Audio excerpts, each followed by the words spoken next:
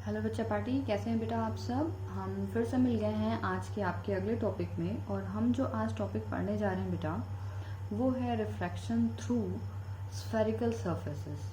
ठीक है, अभी तक आपने जितने भी टॉपिक पढ़े, आपने पहले देखा refraction, that is also a refraction through plane surfaces. आपने देखा क्या प्रिज्म, है ना, या प्रिज्म देख लिया या फिर स्लैब देख लिया। प्रिज्म में भी फ्लैट सरफेस, प्लेन सरफेस थे, वहीं से रिफ्रैक्शन हो रहा था। जब आपने स्लैब देखा, स्लैब में भी क्या हो रहा था, प्लेन सरफेसेस के थ्रू ही रिफ्रैक्शन हो रहा था। तो जितने भी अभी तक हमने एग्जांपल्स देखे हैं, they all are based on the plane surfaces refraction.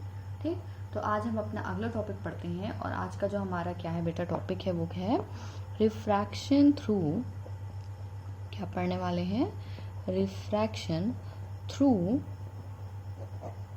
Spherical surfaces. कैसे सरफेस है हमारे, स्फेरिकल सरफेसेस। ओके, अब देखो, आप ऑलरेडी रे डायग्राम वगैरह हर चीज़ पहले से पढ़ चुके हैं, तो आपके लिए एकदम से कोई बहुत नई चीज़ नहीं होगी, लेकिन कुछ कुछ चीज़ों का डिफरेंस है, इसके कारण ये टॉपिक नया हो जाता है। वन बाय वन करके समझते जाते हैं। ठीक है, देखिए, मान लीजिए यहाँ पे क्या होता है बेटा, मान लेते हैं हम कि यहाँ कोई मीडियम है यहाँ पे। ठीक, जैसे मान लो यहाँ कोई मीडियम है जिसका रिफ्रैक्टिव इंडेक्स है μ2। ठीक, इस साइड में कोई मीडियम है जिसका रिफ्रैक्टिव इंडेक्स है μ1। ये दोनों सरफेसेस क्या हैं, एक ऐसे स्फेरिकल सरफेस से क्या हो रहे हैं, सेपरेट हो रहे हैं। दो हमारे पास मीडियम हैं, पहले हमारे पास जितने भी मीडियम रहते थे μ1 μ2, हम उसको कैसे सरफेस से, प्लेन सरफेस से सेपरेट आउट करते थे। अब हमारे पास मान लिया हमारे पास दो मीडियम हैं, एक का रिफ्रैक्टिव इंडेक्स है μ1, दूसरे का रिफ्रैक्टिव इंडेक्स है μ2। हमने दोनों को क्या किया बेटा, दोनों को हमने स्फेरिकल सरफेस के थ्रू सेपरेट आउट कर दिया। ठीक है, अब देखो, अब अगर आप इस तरफ से देखोगे तो भाई यहाँ से देखो, ये अगर मैं सेंटर प्लॉट करूँ तो ये जो स्फेरिकल है वो कहीं ना कहीं, भाई अब देखो स्फेरिकल सरफेस है मतलब कहीं ना कहीं इसका सेंटर होगा। तो मान लिया इसका ये इमेजिनरी सेंटर है। ठीक है, तो ये जो इमेजिनरी सेंटर है इसको ही आप क्या बोलते हो, इमेजिनरी सेंटर तक के डिस्टेंस को क्या बोलते हैं हम, रेडियस ऑफ कर्वेचर। जो मिरर होता है ये स्फेरिकल मिरर के जैसा काम करने लगेगा अगर स्फेरिकल सरफेस है। इसका सेंटर आप क्या कहते हो, पोल। ठीक, मान लिया यहाँ कहीं ऑब्जेक्ट रखा हुआ है, ऑब्जेक्ट, तो ऑब्जेक्ट के डिस्टेंस को हम क्या बोलते हैं, ऑब्जेक्ट के डिस्टेंस को क्या बोलते हो, यू, ऐसा ही बोलते हो ना। तो ये सारे पैरामीटर्स हो गए। अब समझो, मान लिया कि हमारे पास क्या है, यहाँ से लाइट रे निकल रही है, ये लाइट रे निकली ऐसे। ठीक, अब देखो यहाँ का ये मान लिया रिफ्रैक्टिव इंडेक्स है μ1, इसको मान लो एयर है, इसको मान लो ये ग्लास है, कुछ भी मान सकते हैं हम, हमारी मर्जी है। इसको हमने क्या मान लिया, एयर, इसको मान लिया हमने ग्लास।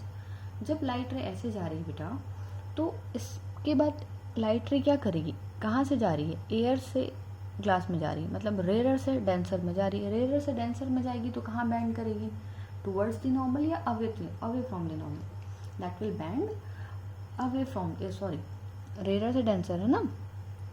ठीक है, तो जब हम रेयर से डेंसर जाते हैं हम टुवर्ड्स द नॉर्मल बैंड करते हैं। अब बहुत सारे बच्चों को नॉर्मल में और इंसिडेंट रे में दिक्कत आ रही है। ठीक, एक बार अच्छे से समझो, डिटेल में समझा रही हूँ। ये इंसिडेंट रे है, ये वाली कौन सी रे है, इंसिडेंट रे। सरफेस में नॉर्मल प्लॉट करो। अब पता है कर्व्ड सरफेस का नॉर्मल कैसे जाता है, हमेशा सेंटर से जाता है। तो ये क्या होगा बेटा, ये इसका नॉर्मल होगा, ये क्या होगा, ये इसका नॉर्मल हो जाएगा सरफेस का। हमेशा सरफेस का नॉर्मल प्लॉट करो। क्लियर। अब देखो, इस लाइट रे को कैसे जाना था, इस लाइट रे को जाना चाहिए था ऐसे, ऐसे जाना चाहिए था। बट क्योंकि ये रेयर से डेंसर में जा रही थी, ये लाइट रे ऐसे नहीं जाएगी, अपने पाथ से डेविएट करेगी। और किस तरफ डेविएट करेगी, तो नॉर्मल की तरफ डेविएट करेगी। समझ में आई चीज़, ये इसका एक्चुअल पाथ है, ये इसका नॉर्मल है, तो ये अपने एक्चुअल पाथ से नॉर्मल की तरफ बैंड करेगी, मतलब ये कहीं इस तरफ जाएगी। समझ में आई चीज़। तुम लोग कंफ्यूज हो जा रहे हो, बहुत सारे बच्चे कंफ्यूज हो जा रहे हैं। मेरे पास नंबर ऑफ क्वेरीज यही आती है कि मैडम इंसिडेंट एंगल नहीं समझ में आया या फिर रिफ्लेक्टेड एंगल समझ में नहीं आया। बेटा जब रिफ्लेक्शन स्टार्ट किए थे उसी टाइम पे पढ़े थे कि इंसिडेंट एंगल क्या होता है, इंसिडेंट रे और नॉर्मल के बीच का एंगल। रिफ्रैक्टेड एंगल क्या होता है या रिफ्लेक्टेड एंगल क्या होता है, तो रिफ्रैक्टेड रे और नॉर्मल के बीच का एंगल, दोनों में डिफरेंस है, ठीक है, बट वो नॉर्मल के साथ में एंगल है। तो हमारा इंसिडेंट रे कौन सा है, ये इंसिडेंट रे है ना, और ये उसका नॉर्मल है, ये क्या है मेरा, ये नॉर्मल है, तो ये वाला एंगल क्या होगा, एंगल ऑफ इंसिडेंस होगा, ठीक। अब देखो ये क्या है, नॉर्मल है, और ये कौन सी रे है, रिफ्रैक्टेड रे है, तो ये वाला एंगल क्या होगा, रिफ्रैक्टेड एंगल होगा। समझ में आई चीज़, ठीक। तो मतलब ये लाइट रे है, ये ऐसे आ रही थी और ये कैसी चली गई बेटा, ये ऐसी चली गई, ठीक है। तो एंगल ऑफ रिफ्रैक्टेड समझ में आया। मैंने मान लिया जो एंगल ऑफ रिफ्रैक्शन है that is my angle of incidence is θ1 and angle of refraction is my θ2। इतना क्लियर, ठीक। हम एक आपके लिए जो फॉर्मूला है वो डिराइव करने जा रहे हैं। थोड़ा सा ना यहाँ पे ज्योमेट्री आपको समझनी पड़ेगी, इसलिए मैंने जूम कर दिया है, गेस आप लोग को सबको विजिबल होगा, ठीक है। अब देखो यहाँ पे क्या हो रहा है, अगर आप ऐसा देखना जाओगे, ठीक, थोड़ा सा एनालिसिस करो। ये अभी यहाँ से एक लाइट रे निकली, यहाँ से यहाँ गई, टकराई, मिरर पे टकराई और ये ऐसे चली गई, ठीक है, ठीक। तो बताओ यहाँ पे एक रे मिल गई, अब क्या एक रे से इमेज बन जाएगी, क्या नहीं बनेगी। तो आपको कितनी रे चाहिए, 2 रे चाहिए, है ना। तो मान लिया हमने एक रे और ऐसे और निकाल दी, तो भाई अब ये रे कैसे जाएगी, ये क्योंकि जो यहाँ है देखो नॉर्मल में ही इंसिडेंट कर रही है, नॉर्मल ऐसे जाएगा, तो नॉर्मल डायरेक्शन में ही जा रही है। तो जब भी कोई रे नॉर्मल के डायरेक्शन में जाती है तो क्या उसका पाथ चेंज होता है, क्या नहीं, क्योंकि देखो सेंटर यहाँ पे है, तो अगर इस डायरेक्शन में नॉर्मल प्लॉट करोगे तो ऐसा ही होगा, और ये रे कैसे जा रही है, नॉर्मल के डायरेक्शन में ही जा रही है, यानी सीधे के सीधे वो ऐसे ही चली जाएगी। मतलब एक रे ऐसे गई, ऐसे आके यहाँ मिल गई, एक रे यहाँ आके मिल गई, मतलब आपका इमेज यहाँ कहीं बन रहा होगा, यहाँ आपको क्या मिल रहा होगा, इमेज। और इमेज के डिस्टेंस को आप क्या बोलते हो, इमेज के डिस्टेंस को हम किससे डिनोट करते हैं बेटा, v से डिनोट करते हैं। इतना समझ में आया, ठीक। अब इतना अगर समझ में आ गया तो कुछ डेजिग्नेशंस मैं यूज़ कर रही हूँ वो आप ध्यान रखना, ठीक है। मैं यहाँ को बोल रही हूँ ये वाला angle, this angle is my alpha, ठीक। ये वाला angle, this angle is my beta, और ये वाला छोटा वाला एंगल इसको बोल रहे हैं हम गामा। क्लियर, ये वाला एंगल अल्फा, ये वाला एंगल बीटा और ये वाला एंगल क्या है, गामा है। क्लियर हो गया, ठीक है। इतना समझ में आया। अब बेसिक कुछ ज्योमेट्रीज यूज़ करनी है, जैसे हमें θ1 और θ2 कैलकुलेट करना है। बेसिकली सबसे पहला स्टेप हमारा क्या है कि हम θ1 और θ2 कैलकुलेट करें। अब θ1 कैसे निकल रहा होगा, अगर आप ये वाला ट्राइंगल देख पा रहे हो क्या, यहाँ से लेके चलो वैल्यूज़ लिख देते हैं। मैं एक काम करती हूँ, इसमें वैल्यू लिख देती हूँ, ठीक है। मैं इसमें लिखती हूँ कि ये तो हमने मान लिया ए, ये हम बोल देते हैं बी, और ये बोल देती हूँ मैं सी। ये थोड़ा ज़्यादा ही हाईलाइट हो गया है ना, एक्चुअली मुझे दूसरा कलर अभी दिखा नहीं इसलिए।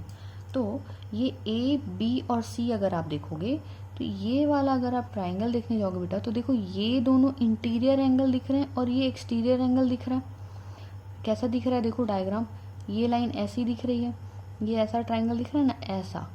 तो ये वाला एक्सटीरियर एंगल है और ये दोनों इंटीरियर एंगल है। तो मैं क्या लिख सकती हूँ, क्या θ1 is equals to alpha plus beta, ऐसे लिख सकते हैं हम। समझ में आया, ठीक। सेम यही कॉन्सेप्ट यहाँ पे भी अप्लाई हो रहा है। देखो ये ट्राइंगल है ऐसा, और ये ऐसा, और ये ऐसा, मतलब कैसा दिख रहा है डायग्राम आपका, ये डायग्राम ऐसा दिख रहा है आपका, अगर आप देख पा रहे, ये डायग्राम ऐसा दिख रहा है। तो ये एंगल और ये एंगल, तो ये एक्सटीरियर एंगल है, ये दोनों क्या है, इंटीरियर एंगल है। ये इंटीरियर और ये एक्सटीरियर एंगल। तो एक्सटीरियर एंगल क्या होता है, इंटीरियर एंगल के समेशन के बराबर होता है। तो इतना समझ पाए, तो बस अगर इतना समझ गया तो इस डायग्राम का काम खत्म हो गया, और मैं जूम आउट कर देती हूँ, ठीक। चलिए अब देखिए, ज़्यादा ही जूम आउट हो गया। यहाँ तक अगर समझ में आ गया हो तो अभी आपने देखा कि ये वाला एंगल और ये वाला एंगल, ठीक है, किसके बराबर है, θ1 के बराबर। θ1 को हम क्या लिख सकते हैं बेटा, we can write θ1 is equals to alpha plus beta. This is my equation number 1, and I can write theta 2 plus gamma is equals to beta. This one, beta क्या है, थीटा 2 प्लस गामा के बराबर है, क्योंकि beta exterior angle है, theta 2 और gamma क्या है, इंटीरियर एंगल है। इतना समझ में आया? ठीक है, अब यहाँ से थीटा 2 निकाल लेते हैं, क्योंकि मैं बेसिकली निकालना चाह रही हूँ थीटा 1 और थीटा 2, तो ये निकाल के रख लिया। ठीक, इतना समझ में आ गया? ठीक है, अब इतना अगर समझ में आ गया, नेक्स्ट हम निकालने वाले हैं tan ऑफ अल्फ़ा। चलो निकालते हैं tan of alpha, tan of gamma and tan of beta. ये काम हम पहले भी कर चुके हैं, याद करो कब किया था, जब स्फेरिकल मिरर के लिए क्या कर रहे थे, डेरिवेशन कर रहे थे, है ना। सेम टू सेम हमने ये काम पहले भी किया हुआ है।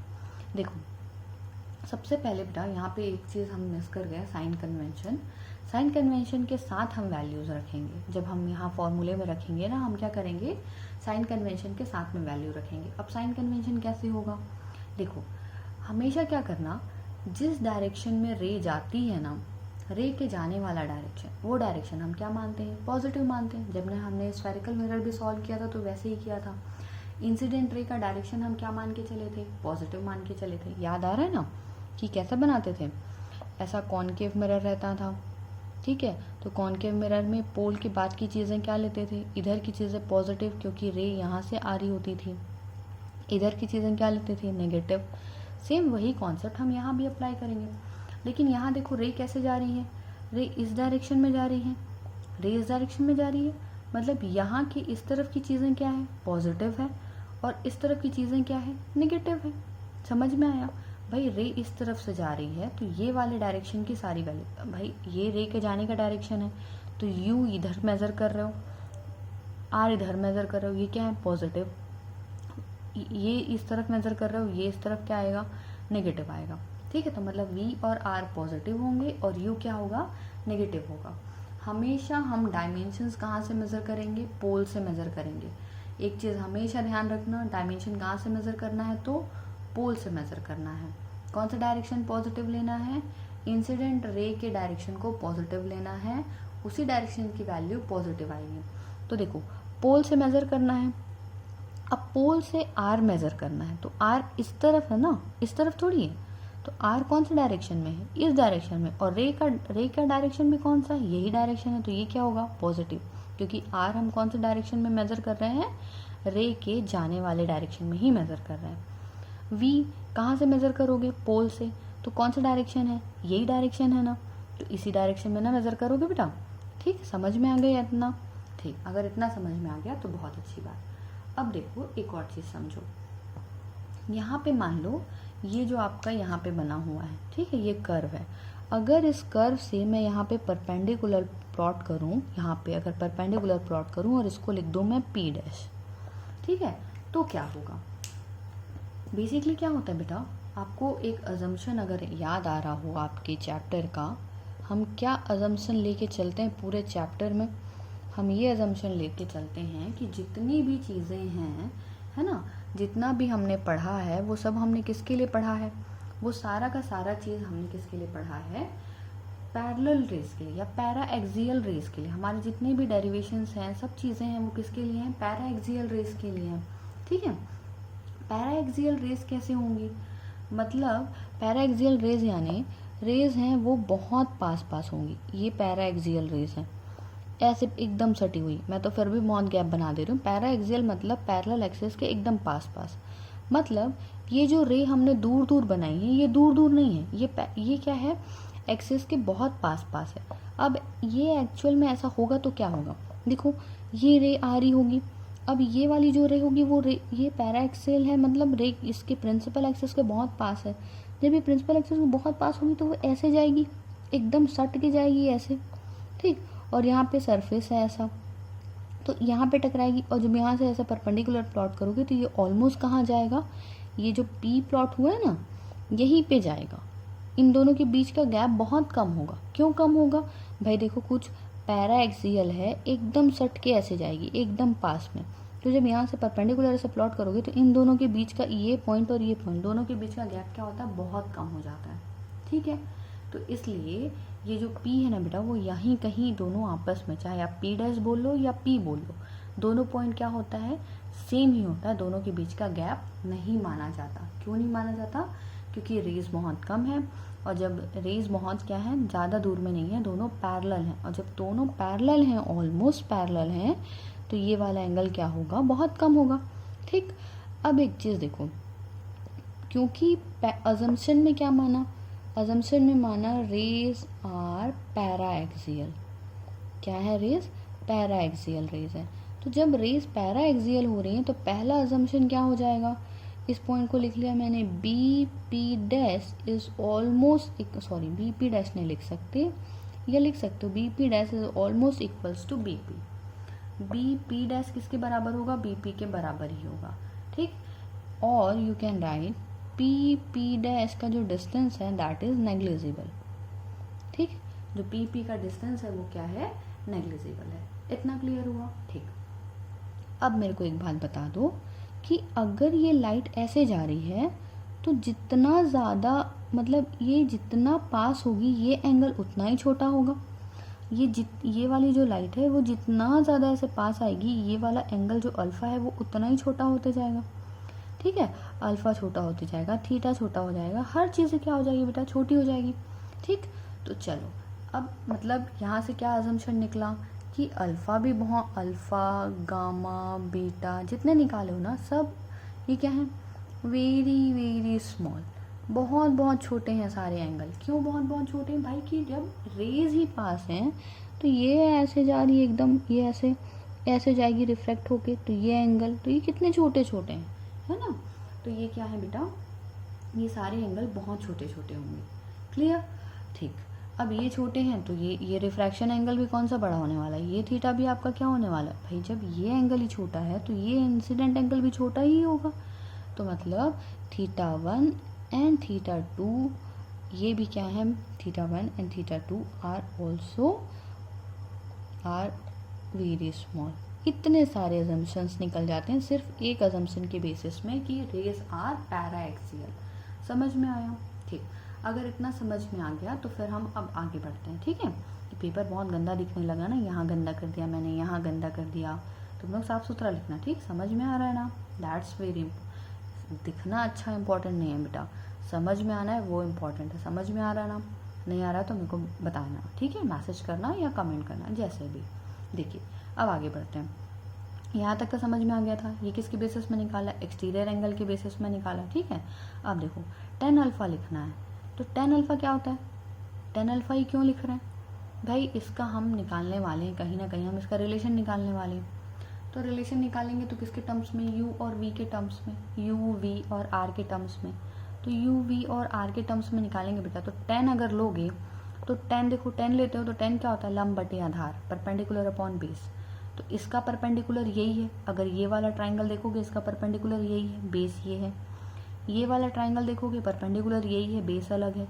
ये वाला ट्राइंगल देखोगे परपेंडिकुलर सेम है और बेस अलग है, बेस अलग है। तो मतलब जो कॉमन चीज़ें हैं, जो नंबर ऑफ अननोन डेटा है, परपेंडिकुलर लेने, बेस तो चाहिए ही। तो साइन तो नहीं ले सकते क्योंकि साइन थीटा में बेस ही नहीं आता, है ना। कॉस थीटा ले सकते हैं और टेन थीटा ले सकते हैं। कॉस क्यों नहीं लिया, हर एक में कर्ण आते जाएगा और सबका कर्ण अलग है भैया, इसका कर्ण अलग, इसका कर्ण अलग, इसका कर्ण अलग, तीन तीन अलग अलग कर्ण आ जाएंगे, क्या करोगे, तीन हाइपोटेनियस का नंबर ऑफ अननोन और बढ़ जाएंगे, है ना। इसीलिए क्या लेते हैं, टेन थीटा। तो टेन अल्फा जब आप निकालने जाओगे तो क्या लिखोगे, परपेंडिकुलर अपॉन बेस। चलो हाइट इसको मान लिया मैंने क्या है, ये h हाइट है, तो इसको मैं क्या लिख सकती हूँ, h बाय, ये क्या है, यहाँ पे क्या रखा है, object, that is my u। But कैसा u, माइनस u। माइनस क्यों लिया, क्योंकि हम, ये u है, पोल से यहाँ पे ऑब्जेक्ट रखा है, पोल से इस डायरेक्शन में मेजर करोगे ऑब्जेक्ट के डिस्टेंस को, और ये कौन सा डायरेक्शन है, रे इधर जा रही है ना, रे कैसे जा रही है, इस तरफ, और आपका ऑब्जेक्ट किस तरफ रखा है, इस तरफ। पोल से रिवर्स डायरेक्शन में मेजर कर रहे हो, इसलिए क्या लोगे, u। ठीक, अब जल्दी जल्दी मेरे को बता दो टेन गामा क्या आएगा, कौन से ट्रायंगल से निकालोगे। अब मेरे को तो नहीं बताना चाहिए, पढ़ना चाहिए कम से कम। देखो ये ट्रायंगल साफ साफ दिख रहा है, ये और ये ऐसा ट्रायंगल। ठीक, तो परपेंडिकुलर क्या है h और बेस क्या है मेरा v, तो ये क्या हो जाएगा बेटा h/v। What is my beta, tan beta क्या होगा देखो परपेंडिकुलर अपॉन बेस, तो ये क्या हो जाएगा h/r। इतनी वैल्यू समझ में आ गई। अब ये दोनों को मैंने पॉजिटिव क्यों लिया, क्योंकि रे के डायरेक्शन में मेजर हो रहे हैं, समझ में आ गई चीज़। ठीक, अगर इतना समझ में आ गया तो बस हमारा ऑलमोस्ट काम हमारा डन हो गया है। अब देखिए स्नेल्स लॉ लगा सकते हैं डेफिनेटली। कौन क्या पढ़ रहे हो, रिफ्रैक्शन पढ़ रहे हो ना भाई, बिल्कुल लगा सकते हैं। कैसे लगेगा स्नेल्स लॉ, बताओ कैसे लगेगा रिफ्रैक्शन स्नेल्स लॉ। एक मीडियम है, दूसरा मीडियम है, ये मीडियम यहाँ का इंसिडेंट एंगल, ये मीडियम यहाँ का इंसिडेंस एंगल। चलो बताओ क्या है incidence angle, that is μ1 into sine of θ1, यही है, is equals to μ2 into sine of θ2, ऐसा लिख सकते हैं। ठीक, साइन θ1 θ2 भाई देखो पहले ही निकाल लिया, θ1 एंड θ2 आर वेरी स्मॉल, तो क्या लिख सकते हो μ1 θ1 इज इक्वल्स टू μ2 θ2, ऐसा लिख सकते हो। θ1 θ2 निकाल रखे हो, पुट करो, μ1 θ1 is equals to alpha plus beta. ठीक, and what is θ2, that is beta minus gamma. इतना निकाल चुके हैं भाई, सब चीज़ें निकल गई है, सिर्फ अब पुट करना है एंड सॉल्व करना है। ठीक है, देखो यहाँ से अब मेरे को पहले पता है कि ये एंगल भी क्या है, बहुत स्मॉल है, मतलब टेन अल्फा भी क्या होगा, अल्फा होगा। तो μ1 और अल्फा इज इक्वल टू क्या आ जाएगा h/-u, ये u और म्यू मिलने वाला है मेरा, इसलिए मैं u स्पेसिफाई कर लेती हूँ पहले से। ठीक है, प्लस बीटा, तो h/r is equals to μ2, what is beta, that is h/r minus gamma, that is h/v। इतना वैल्यू हो गया। अब देखो h/r कॉमन दिख रहा है ना, तो दोनों को मल्टीप्लाई करो और सेपरेट आउट करो बस। तो μ1 h/u that is minus plus μ1 h/r is equals to μ2 h/r minus μ2 h/v। Clear. अब क्या करना है, चलिए आगे देखते हैं ना। अब इसके बाद क्या करना पड़ेगा, मैं यहीं पे अटैच करती हूँ, यहाँ तक दिख रहा है ये, है ना, ये दिख रहा होगा ये आप लोग को, ऐसे रख लिया।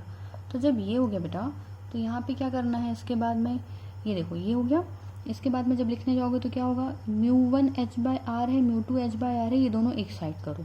ठीक, बाकी वैल्यूज़ एक साइड करो, तो क्या हो जाएगा माइनस ऑफ μ1 h/u, ये u है ना, plus μ2 h/v is equals to μ2 h/r minus μ1 h/r।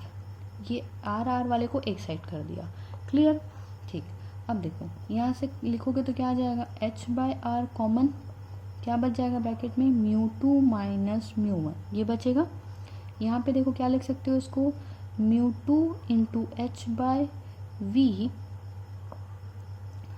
μ2 into h/v minus μ1 into h/u लिख सकते हैं। h कॉमन दिख रहा है, तीनों से कैंसिल आउट कर दो, क्या बच जा रहा है, μ2/v minus μ1/u is equals to 1 या फिर ये बोल सकते हो μ2 minus μ1 divided by r। Clear हुआ कुछ।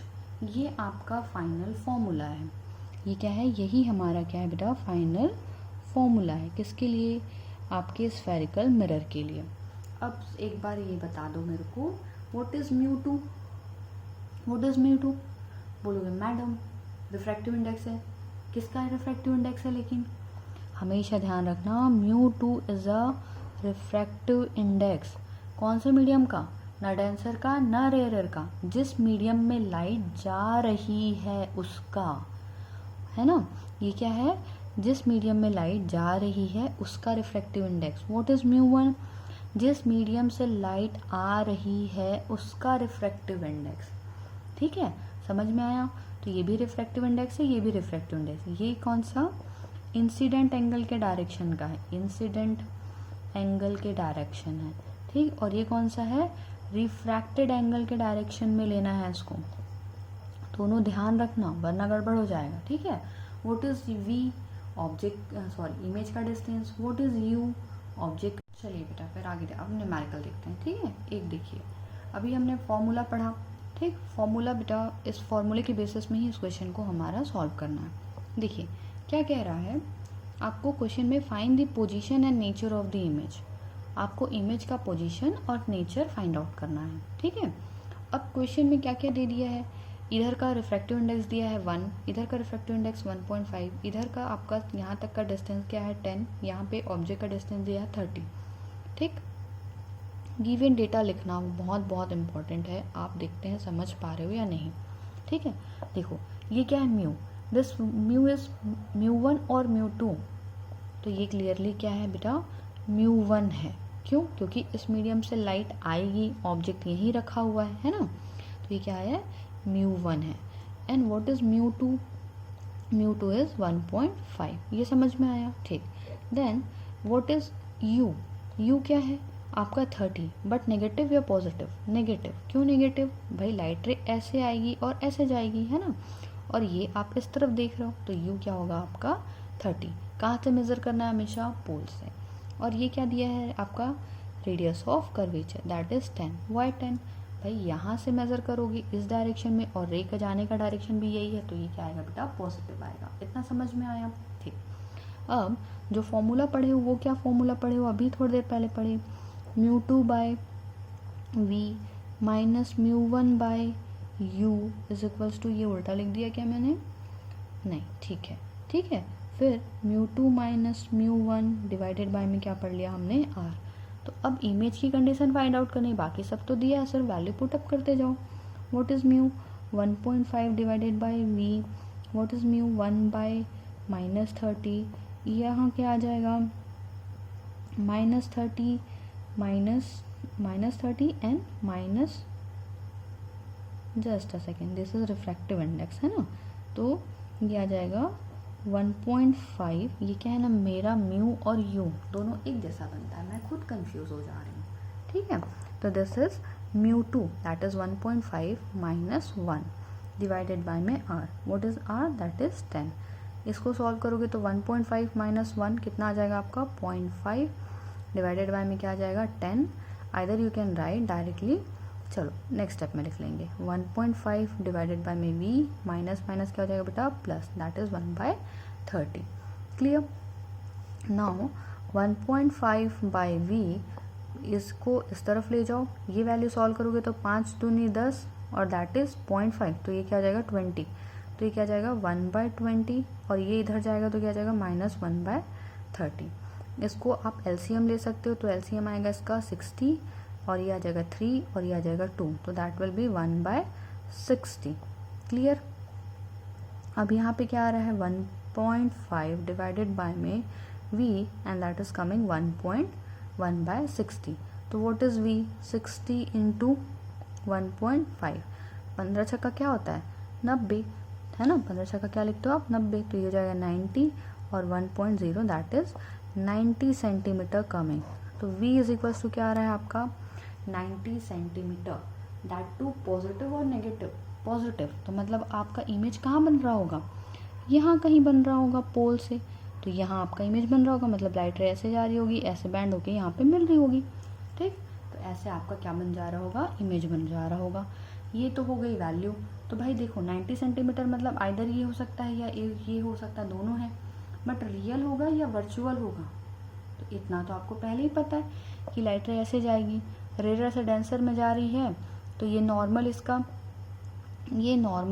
ऐसे जा रहा होगा, तो टूवर्ड्स द नॉर्मल बैंड करेगी। जब टूवर्ड्स द नॉर्मल बैंड करेगी तो यहाँ कहीं स्ट्राइक करेगी। तो भाई ये लाइट रे रियल है और ये लाइट रे भी रियल है, रियल में मिल रही है मतलब रियल इमेज है, तो this will be your final answer. Clear हुआ? ठीक, तो ये आपको आई गेस पूरा क्वेश्चन एक साथ दिख रहा होगा। ठीक है बेटा, तो इस टाइप के क्वेश्चंस और भी अवेलेबल हैं, आप क्वेश्चन करते रहिए और जो भी डाउट्स होगा वो मुझे सेंड करिए। ठीक, तब तक के लिए फिर बाय बाय।